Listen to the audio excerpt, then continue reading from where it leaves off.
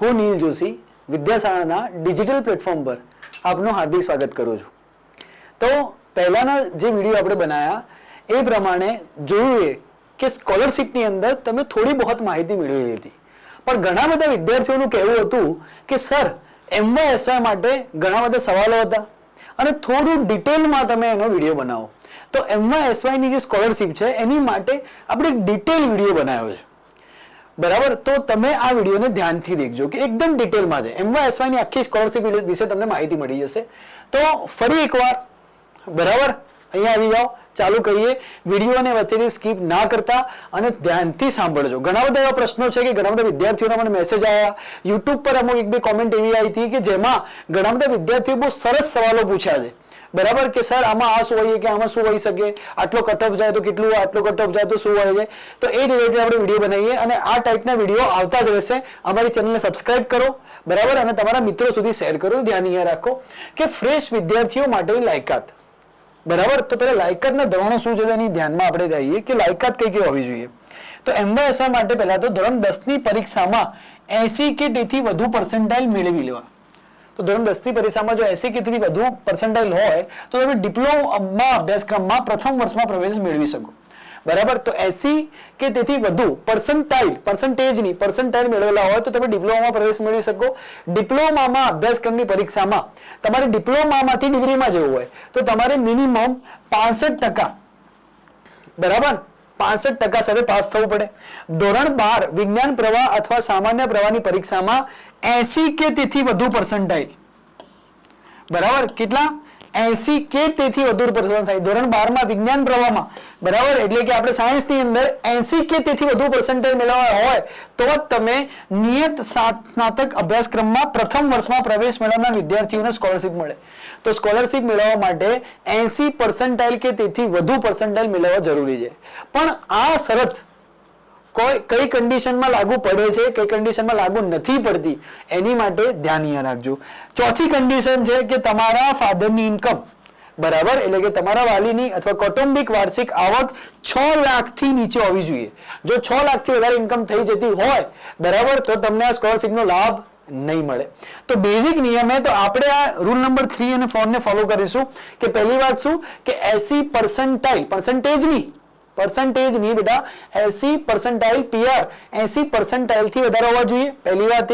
બીજી વાત એ કે 6 લાખથી ઓછી ઇન્કમ હોવી જોઈએ. 6 લાખથી વધારે ઇન્કમ વાળા વિદ્યાર્થીઓને આનો લાભ મળી શકે નહીં, બરાબર. તો એક તો તમારે આ બાબતનું ધ્યાન રાખવાનું. હવે આગળ મહત્વનો પ્રશ્ન લઈએ. તો ઘણા બધા વિદ્યાર્થીઓનો પ્રશ્ન હતો કે સર મારે MBBS માં એડમિશન લેવું છે અને એમાં મારે MYSY સ્કોલરશિપ લેવી છે, તો શું એમાં મારા 80 PR થતા નથી? બોર્ડની અંદર ઘણા વિદ્યાર્થીઓ હોય કે જેને ખાલી નીટ ઉપર જ ફોકસ આપ્યું હોય, બોર્ડ ઉપર ફોકસ ના આપ્યું હોય, અને ઘણા બધાને એવું હોય કે 80 PR ના થતા હોય. માની લો કે મારા 80 PR થતા નથી, તો શું મને MBBS ની અંદર MYSY સ્કોલરશિપનો લાભ મળશે કે નહીં મળે? તો ધ્યાનથી વાંચો. આ બહુ મોટું કન્ફ્યુઝન છે કે મેડિકલમાં 80 PR જરૂરી છે તો સમજો MBBS માં નિયમ લાગુ નહીં પડે. 2018-19 નો જે નવો સુધારો આવ્યો હતો એના પ્રમાણે અહીંયા ધ્યાન રાખો કે MBBS માં નિયમ લાગુ નહીં પડે, ખાલી નીટના આધારે જ પ્રવેશ આપવામાં આવશે, બરાબર. તો 80 PR વાળો જે નિયમ છે એ MBBS માં લાગુ નહીં પડે. MBBS માં એક જ કન્ડિશન છે, 6 લાખથી ઓછી ઇન્કમ હોવી જોઈએ, બરાબર. માત્ર ને માત્ર MYSY માં એક જ કન્ડિશન છે કે તમારી ઇન્કમ છે એ 6 લાખથી ઓછી હોવી જોઈએ. તમારી ઇન્કમ નહીં, બરાબર, તમારી ઇન્કમ તો હાલ હોવાની નથી, તમારા કુટુંબની, તમારા ફાધરની ઇન્કમ યા તમારા મધર જો જોબ કરતા હોય તો એમની ઇન્કમ. ઓકે, ચલો આટલી આઈડિયા આવી ગઈ. તો એક તો આ મોટો પ્રશ્ન હતો. બીજા પ્રશ્નની વાત કરીએ કે સર મેનેજમેન્ટ કોટામાં એડમિશન લેવું છે, 9 લાખ વાળી, 10 લાખ વાળી, 12 લાખ વાળી, 18 લાખ વાળી કોલેજમાં એડમિશન લેવું છે, તો એમાં શું મને સ્કોલરશિપ મળે? તો યસ, બરાબર.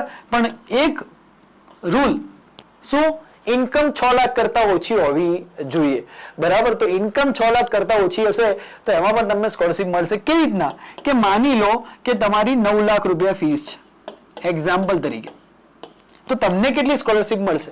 તો 9 લાખના 50% એટલે કેટલા થાય? 9 લાખના 50% એટલે થાય 4,50,000. તો 4,50,000 સ્કોલરશિપ તમને નહીં મળે, પણ MYSY ની અંદર તમને કેટલી સ્કોલરશિપ મળશે? તો 2 લાખ રૂપિયા સ્કોલરશિપ મળશે, તમારે ભરવાના કેટલા રહે? તો તમારે 9 લાખ માઇનસ 2 લાખ જો સ્કોલરશીપ મળે એના પછીની વાત છે. તમારે ભરવાના છે 7 લાખ રૂપિયા. તો તમારી ફીમાં 2 લાખનો ઘટાડો થઈ જાય. બરાબર? આઈડિયા આવી?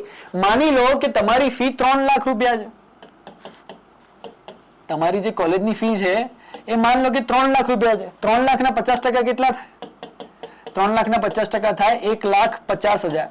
તો તમને સ્કોલરશીપ 2 લાખ નહીં મળે. તમને કેટલી મળશે? માત્ર 1,50,000 જ મળશે. કારણ કે રૂલ એવો છે કે 50% અથવા તો 2 લાખ, બે માંથી એક સ્કોલરશીપ મળી શકે. તો એમાંથી જે વધારે હોય તો 50%ની વાત થશે. ઓકે, આઈડિયા આવી ગઈ? તો મેનેજમેન્ટ કોટામાં શિષ્યવૃત્તિ મળે છે. હા, મેનેજમેન્ટ કોટામાં મળે છે. બરાબર?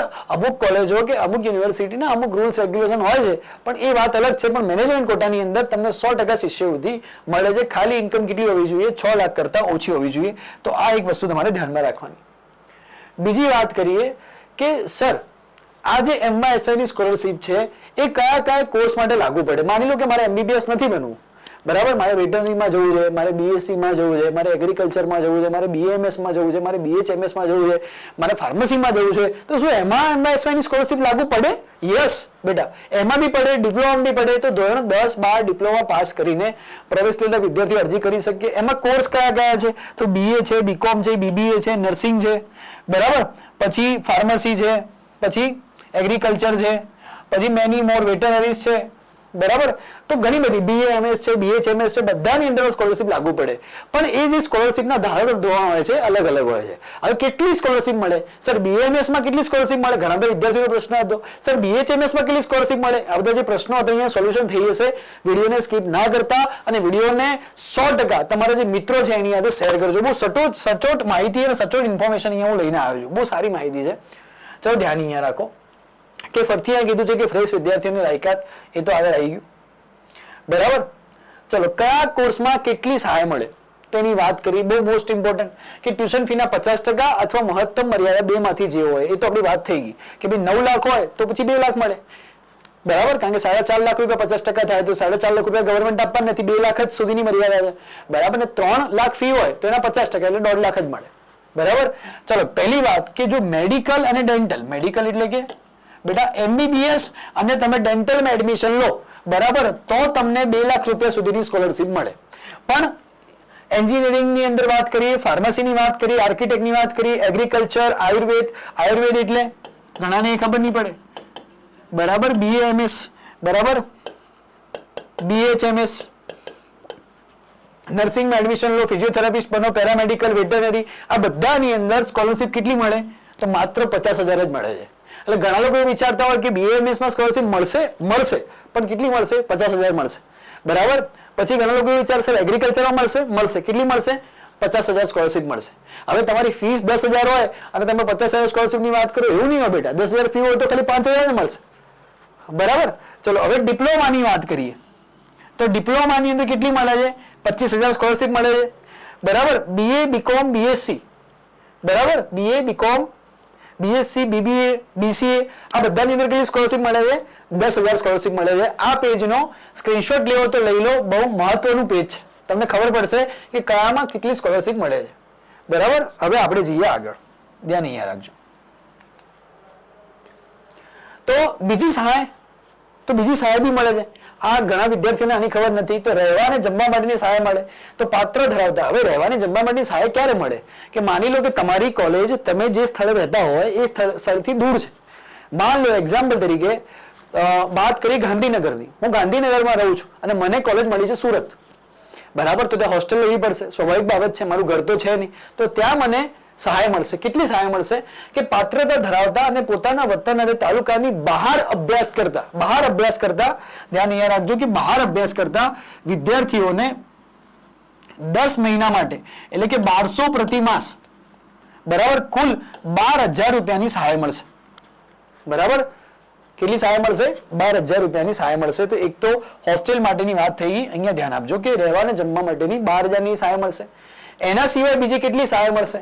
તો ગવર્મેન્ટ અને સેલ્ફ ફાઇનાન્સ કોલેજમાં બંનેમાં અભ્યાસ કરતા વિદ્યાર્થીઓને મળવાપાત્ર તો સાધન અને પુસ્તક સહાય, બરાબર, તમે જે એક્ટિવા કે જે વ્હીકલનો ખર્ચો થતો હોય અથવા ચોપડાઓનો ખર્ચો થતો હોય તો એની માટે મેડિકલ અને ડેન્ટલમાં 10,000 રૂપિયા, બરાબર, ફાર્મસી અને બીજી બધી જે આયુર્વેદિક છે, હોમિયોપેથિક છે, ફિઝિયોથેરાપિસ્ટ છે એમાં 5,000 રૂપિયા અને ડિપ્લોમામાં 3,000 રૂપિયા, આટલી સ્કોલરશિપ એમાં મળશે. તો આ બી એક મહત્વની બાબત છે. આનો બી સ્ક્રીનશોટ લેવો હોય તો તમે લઈ જાઓ. હું સ્ક્રીન પરથી થોડો હટી જાઉં છું. આટલી આઈડિયા આવી ગઈ. ચલો હવે આપણે જઈએ આગળ. ચલો બીજી મહત્વની બાબત વિદ્યાર્થી મિત્રો અહીંયા ધ્યાન રાખજો. મોટા ભાગના સ્ટુડન્ટ અહીંયા ભૂલ કરે છે બેટા. અહીંયા ધ્યાન રાખજો કે આવકનું પ્રમાણપત્રની વાત છે, બરાબર. તો આવકનું પ્રમાણપત્ર 1/4/2024 થી 31/3/2025 ની વચ્ચે કઢાવેલું હોવું જોઈએ. આવકનું પ્રમાણપત્ર કઢાવ્યા પછી 3 વર્ષ માટે માન્ય હોય છે.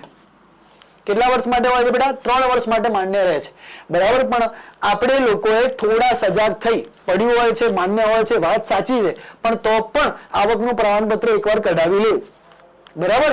વાત સાચી છે કે સર 3 વર્ષ માટે વહેલી જ છે, પણ પાછું 2 વર્ષ પછી રિન્યુ કરાવવું જ પડશે, કારણ કે તમારી જે કોર્સ હશે, બરાબર, એ પ્રમાણે જોવા જઈએ તો તમારે આવકનું પ્રમાણપત્ર 1/4/2024 થી 3 વચ્ચે કઢાવેલું હોવું જોઈએ, બરાબર. તો ફરજિયાત આ એકવાર આવકનું પ્રમાણપત્ર કઢાવી લેવું, જે 3 વર્ષ માટે કેવું રહેશે?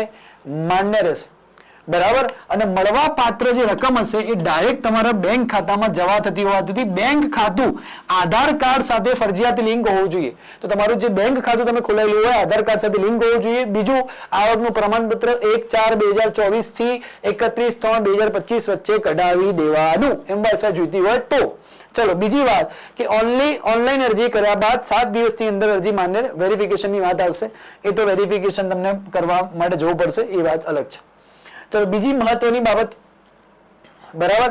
તો એક મહત્વની બાબત બીજી છે, અહીંયા ધ્યાન રાખજો, નીચે આવી ગઈ છે કે MYSY સાથે તમે લાયકાત ધરાવતા હોય તો CMMS યોજનાનો પણ લાભ લઈ શકો છો. તમે 2 સ્કોલરશિપ સાથે મેળવી શકો બેટા, બરાબર. અન્યથા ભારત સરકાર કે ગુજરાત સરકારની કોઈ પણ એક જ યોજનાનો લાભ લઈ શકો છો, બરાબર. પણ તમે MYSY સાથે CMMS ની બી લાભ લઈ શકો. હવે CMMS સ્કોલરશિપ શું હશે? તો એની માટે મેં ઓલરેડી વિડીયો બનાવેલો છે, બરાબર. એની માટે ઓલરેડી વિડીયો બનાવેલો છે, બરાબર. તો એ વિડીયો એકવાર તમારે જોઈ લેવો. એની માટે ઓલરેડી વિડીયો મેં બનાવેલો જ છે, બરાબર. તમે સ્ક્રોલ કરશો તો મારા વિડીયોમાં તમને જોવા મળી જશે. તો બંને સ્કોલરશિપનો તમે સાથે લાભ લઈ શકો છો, બરાબર. ચલો હવે આપણે જઈએ આગળ, ધ્યાન અહીંયા આપજો. તો મહત્વની બાબતો એકવાર જોઈ લેજો, બરાબર. ચલો બીજી વાત કે અરજી કરવા માટે ડોક્યુમેન્ટ કયા જોઈશે? તો ખાસ હું અહીંયા સાઈડમાં રહું છું. આધાર કાર્ડ જોઈશે, ડિપ્લોમાની કે ધોરણ 10ની કે 12ની જે માર્કશીટ આવી જોઈશે, પ્રવેશ મળ્યાનો પ્રવેશ સમિતિનો લેટર, બરાબર, ટ્યુશન બી ભરાની નકલ, આ તે સેલ્ફ ડિક્લેરેશન અસલ, આ બધી જ વસ્તુ, બરાબર. એના સિવાય બીજું શું જોઈશે? તો આવકનું પ્રમાણપત્ર જોઈશે, બરાબર. પછી છાત્રાલયમાં પ્રવેશ, જમવાની સ્વપ્રમાણિત નકલ, બેંક પાસબુક, આ તે પેના પાલાની નકલ, આ બધું જ જોઈતું હોય છે. આ બધું એકવાર તમે સ્ક્રીનશોટ લઈ લેજો, ત્યાં તમારે જરૂર પડશે, બરાબર. આ ઓનલાઈન અરજી કરવા માટેની પ્રક્રિયા અહીંયા આપેલી છે. તો તમે કોઈ સાયબર કેફેમાં જાઓ અથવા તો જાતે ભરતા હોય પોતે, તો અહીંયા ઓનલાઈન અરજી કરવા માટેની જે પ્રક્રિયા છે, જે પ્રોસેસ છે અહીંયા આપેલી છે. તો એકવાર આનું સ્ક્રીનશોટ લઈ લેવો અને આને એકવાર જોઈ લેવી. તો પહેલાની સાઈડ પર જવા માટે, પછી એની અરજી કરવાની ID પાસવર્ડ તમને મળશે. એની જેની પ્રોસેસ હોય એ પ્રોસેસ પ્રમાણે તમારું કરવાનું રહેશે. એની પ્રોસેસ અહીંયા સમજાવતો નથી, પણ તમારે એની પ્રોસેસ કરવાની રહેશે. જો સાયબર કાફેમાં ભરાવો, કોઈ જેને ભરેલું હોય, જેને ફોર્મની માહિતી હોય એવા વ્યક્તિ જોડે જ આપણે ફોર્મ ભરાવવાનું, બરાબર. જાતે આપણે ડાયા નહીં થઈને કરવાનું, બરાબર. જેમ બને એમ આપણને ખબર હોવી જોઈએ કે જેને આ પ્રોસેસ કરેલી હોય અથવા જેને MYSY નું ફોર્મ ભરેલું હોય એની જોડે જ આપણે આ કામ કરાવવાનું. તો પણ મેં એકવાર અહીંયા પ્રક્રિયા મૂકી છે, એકવાર પ્રક્રિયાને જોઈ લેવાની, બરાબર. તો આજની વાત થઈ ગઈ, બરાબર. MYSY વિશેની માહિતી તમને ડિટેલમાં પૂરેપૂરી મેં માહિતી આપી દીધી. જે વિદ્યાર્થી મિત્રોને 2-3 પ્રશ્નો હતા, બરાબર, એ પ્રશ્નોનું પણ અમને નિરાકરણ મળી ગયું. મેઇન પ્રશ્ન એ હતો કે સર MBBS માં એડમિશન લેવું હોય તો 80% જોઈએ, બરાબર. એ વાળી સ્કીમ છે. તો MBBS માં એડમિશન લેવા માટે નથી, બરાબર. એ વસ્તુ ખાસ ધ્યાન રાખવાની, બરાબર. એકવાર એ બતાવી દઈએ, એકવાર આ વસ્તુ પર આવી જઈએ. ઘણા બધા વિદ્યાર્થી મિત્રોને આ પ્રશ્ન હતો. એક મિનિટ, જો આ વસ્તુ પર આવી જઈએ, કારણ કે ઘણા બધા વિદ્યાર્થી મિત્રોને આ પ્રશ્ન હતો.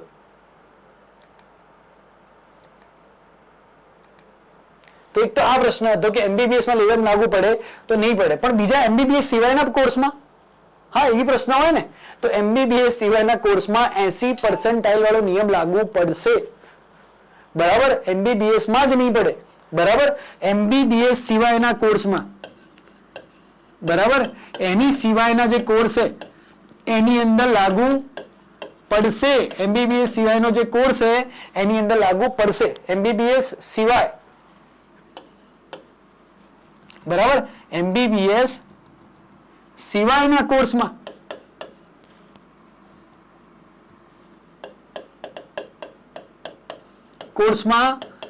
લાગુ પડશે. MBBS સિવાયના કોર્સમાં લાગુ પડશે. બરાબર, પરંતુ MBBS માં લાગુ નહીં પડે. MBBS માં એક જ કન્ડિશન છે કે ખાલી 6 લાખથી ઇન્કમ કેવી હોવી જોઈએ? ઓછી હોવી જોઈએ. બીજો પ્રશ્ન મહત્વનો હતો.